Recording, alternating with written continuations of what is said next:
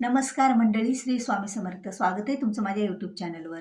तर आज व्हिडिओच्या माध्यमातून तुम्ही जाणून घेणार आहात की आपल्या वास्तूमधील, आपल्या घरामधील जो ईशान्य कोपरा आहे, त्या ईशान्य कोपऱ्यामध्ये काय असावं आणि काय नसावं, तिथे काय ठेवलेलं असावं आणि काय ठेवू नये, याबद्दलची संपूर्ण माहिती तुम्हाला या व्हिडिओच्या माध्यमातून मिळणार आहे.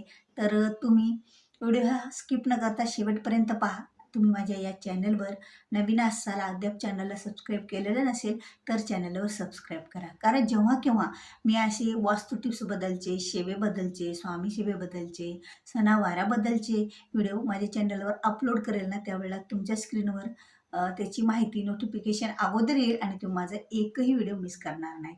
तर आपली जी वास्तू आहे, आपलं जे घर आहे, ज्या घरात आपण राहतो, आता घरामध्ये आपण फक्त राहण्यापुरतंच घर आपलं आपल्यासाठी महत्त्वाचं नसतं. तर घराचे एखादा कोपऱ्यानं कोपरासुद्धा आपल्यावर त्याचे परिणाम होत असतात. जर एखाद्या कोपऱ्यामध्ये वास्तुदोष असेल, ती वास्तू, तर त्याचे परिणामसुद्धा घरातील प्रत्येक व्यक्तीला पडत असतात आणि त्या व्यक्तीच्या आयुष्यामध्ये बरेच बदल यामुळे सुद्धा घडत असतात. कारण जेवढं आपल्याला कुंडलीतील दोष, जेवढे आपले पितृदोष, त्याचप्रमाणे वास्तुदोष सुद्धा आपल्या पाठीमागे बराच असा लागलेला असतो. तर तुम्हाला आज मी एक गोष्ट सांगणार आहे, ती म्हणजे आपल्या ईशान्य कोपऱ्याविषयीची. आता ईशान्य कोपऱ्याचा वास्तुदोष कसा ओळखायचा?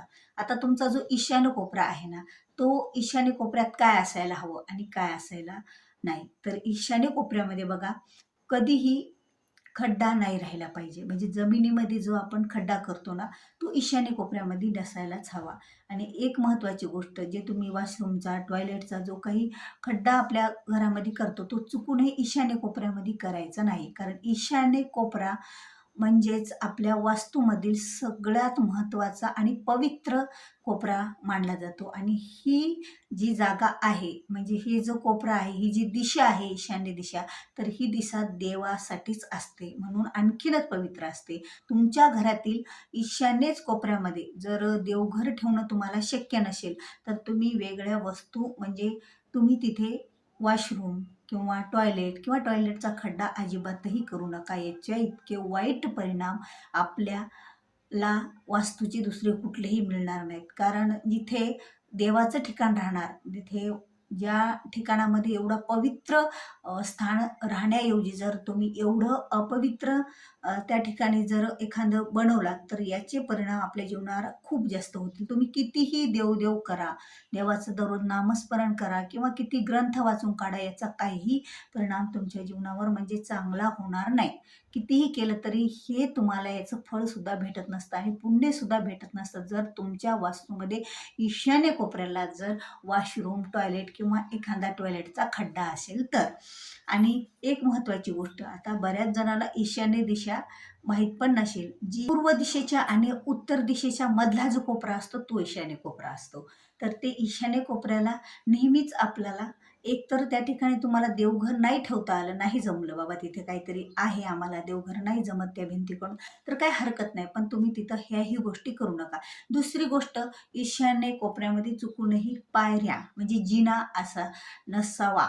जिना जर त्या ठिकाणी असेल तुमचा ईशान्य कोपऱ्यात, तर त्या ठिकाणी तुम्हाला लाल रंगाचा त्या जिन्याला थोडा रंग द्यावा, कलर द्यावा. त्यामुळे त्याचा थोडा दोष कमी होतो, जर तुम्ही पाडू शकत नसाल तर.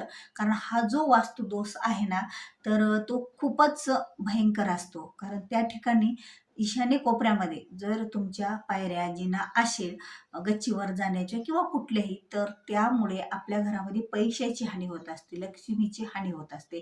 कोणत्या नाही तर कोणत्या मार्गाने आपल्या घरात पैसा जरी आला, टिकला, तरी तो विनाकारण खर्च होत जातो. आपल्याला कळतही नाही, त्याला खूप मार्ग निघत राहतात. मग आजारपण असो, व्यसन असो किंवा इतर कुठलंही कारण असू शकतं. पण या कोपऱ्यामध्ये जर पायऱ्या असतील, जिना असेल, तर पैसे खर्च होतात. पैसे घरात टिकत नाहीत, राहत नाहीत आणि विनाकारण खर्च होत असतात.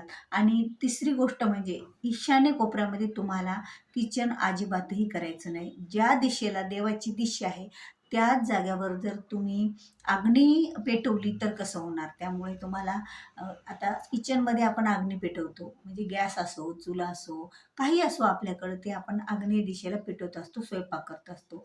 पण आपल्याला ईशान्य कोपऱ्यामध्ये अजिबात स्वयंपाक करायचा नाहीये. तर आग्नेय दिशेलाच आपल्याला आपलं स्वयंपाकघर हे नेहमीच राहिलं पाहिजे. पण ईशान्य दिशेला चुकूनही आपल्याला ठेवायचं नाहीये.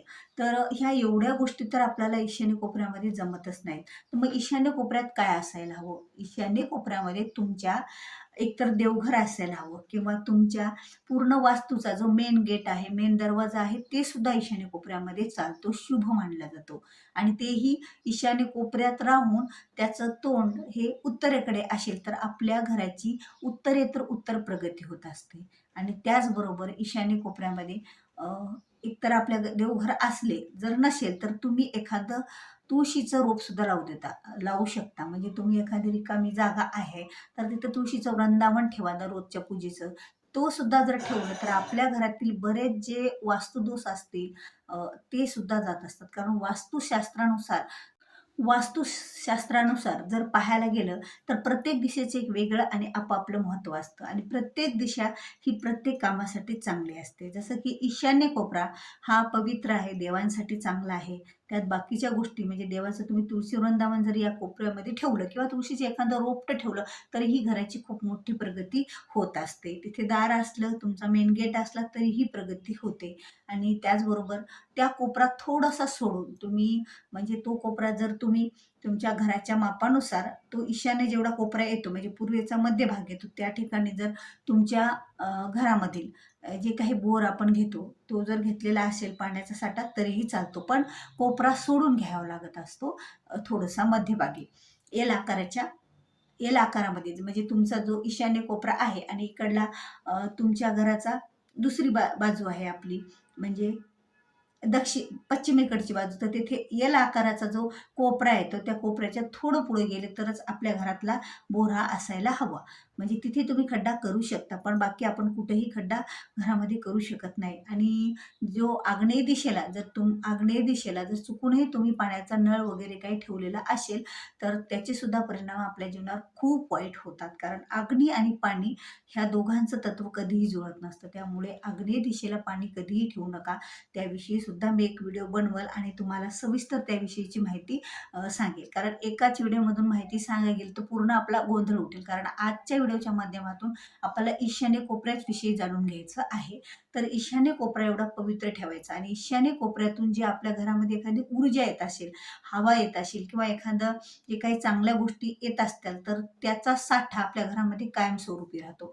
म्हणून तर जर मेन गेट असेल तर ईशान्य कोपऱ्यामध्ये एखादा दरवाजा असेल तुमचा मेन दरवाजा तर त्या ठिकाणी जे काही उंबरठा असतो त्याची आवश्यक पूजा करा. कारण तो जो कोपरा आहे ना तो देवाचा कोपरा मानला जातो. तो देवासाठी चांगला आहे.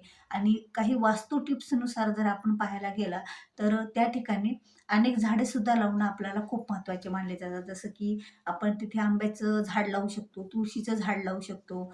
त्याचबरोबर तो कोपरा आपल्या ज्या चांगल्या गोष्टीसाठी म्हणजे आपल्या घरातील जे रुईचं झाड आहे, उचकीचं झाड आहे ते पण आपण ईशान्य कोपऱ्यामध्ये लावू शकत असतो. कारण याला सुद्धा ईशान्य कोपऱ्यामध्ये खूप असं महत्त्व आहे. म्हणजे ईशान्य आता प्रत्येक तुमच्या जागेच्या लांबीनुसार प्रत्येक कोपरा एक निघू शकतो. जसं आग्नेय कोपरा आता एवढं तुमची जागा, त्यात तुमचा एवढा भाग आग्नेय काढला, एवढा भाग ईशान्य काढला, मधला भाग उरलेला हा पूर्व दिशेकडे राहतो. म्हणजे असं त्या जागेचं विभाजन 3 दिशात केलं जातं. म्हणजे एक मेन दिशा आणि उपदिशा. जशा मेन दिशा पूर्व, पश्चिम, दक्षिण, उत्तर, ईशान्य, आग्नेय, नैऋत्य आणि वायव्य ह्या 4 दिशा ह्या उपदिशा. तर ह्या 4ही दिशा 8ही दिशेच्या नुसार आपलं घराचं जे कोपरे असतात त्यानुसारच आपण तेवढ्या जागेनुसारच त्यामध्ये असे वास्तू टिप्स आपल्याला करायला काही हरकत नाहीये. आणि ईशान्य कोपरा तर एवढा शुभ पण मानला जातो.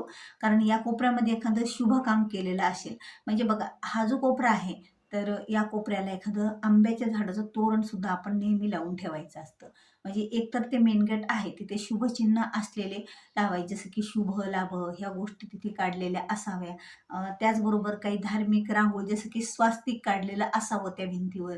त्याने सुद्धा आपल्या घरामधील जी काही वाईट ऊर्जा आहे ती निघून जात असते आणि चांगली ऊर्जा सुद्धा आपल्या घरामध्ये प्रवेश करत असते. कारण ईशान्य कोपरा जर पाहायला गेलं तर हा कोपरा एवढा महत्त्वाचा मानला जातो. या कोपऱ्याकडं म्हणजे या दिशेकडं जर आपण तोंड करून एखादा जप मंत्र वगैरे केला तर याचं फळसुद्धा आपल्याला अधिक पटीने मिळत असतं. तसं तर पूर्व दिशा, उत्तर दिशा ही शुभच मानली जाते आणि त्याच्या दोन्हीचा मधला जो दिशा आहे ती म्हणजे ईशान्य, ती सुद्धा दिशा शुभच मानली जाते. या प्रत्येक शुभ कामासाठी, धार्मिक कामासाठी आणि घरातील वातावरण चांगलं राहण्यासाठी आणि जर तुमच्या तिथे जर चुकूनही तुम्ही तिथे एखादं अडगळ सामान ठेवलं असेल तर ते त्वरित तुम्ही हटवा. कारण अडगळ सामानसुद्धा आपण तिथे ठेवू शकणार नाहीत. कारण तो कोपरा हा अडगळ कामासाठी नसावा. तर अडगळ सामान कुठं ठेवावं?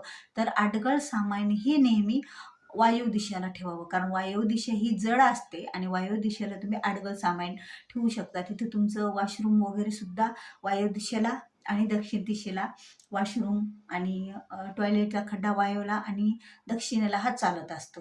पण चुकूनही टॉयलेटचा खड्डा तुम्हाला सांगितल्याप्रमाणे दक्षिणेला करायचा नाहीये आणि तिथे अडगळसुद्धा ठेवायचं नाही, बिना कामाच्या वस्तूसुद्धा ठेवायच्या नाहीयेत. ईशान्य कोपऱ्यात जर तुमच्या घराचा हॉल असेल, ती सुद्धा शुभ मानला जातो. कारण हॉल हा कधीही जी बैठक असती, कोणी येणार जाणार, कारण अतिथी देवो भव.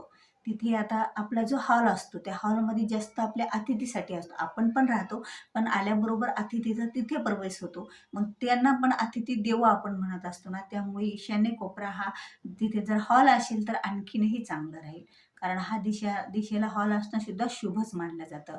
तर खरंच ईशान्य कोपरा तुम्हाला अशा प्रकारे ह्या गोष्टी असायला हव्यात आणि ह्या गोष्टी नसायला हव्यात. एवढी काळजी आपल्याला घ्यायचीच आहे आपल्या वास्तुशास्त्रानुसार आपल्याला ईशान्य दिशेची आणि आपल्या घरातील ईशान्य कोपऱ्याची. तर तुम्हाला हा व्हिडिओ आवडला असेल तर व्हिडिओला लाईक करा, शेअर करा. तुम्ही जर माझ्या चॅनलवर नवीन असाल, अद्याप चॅनलला सबस्क्राईब केलेलं नसेल तर चॅनलला सबस्क्राईब करा आणि तुम्हाला व्हिडिओ आवडला असेल तर तुमच्या जवळच्या व्यक्तींना तुम्ही व्हिडिओ हा शेअर करा, जेणेकरून त्यांना सुद्धा याविषयीची माहिती मिळेल, वास्तू टिप्स विषयीची. तर भेटूया पुन्हा अशाच एका नवीन माहितीपूर्ण व्हिडिओसोबत. तोपर्यंत श्री स्वामी समर्थ.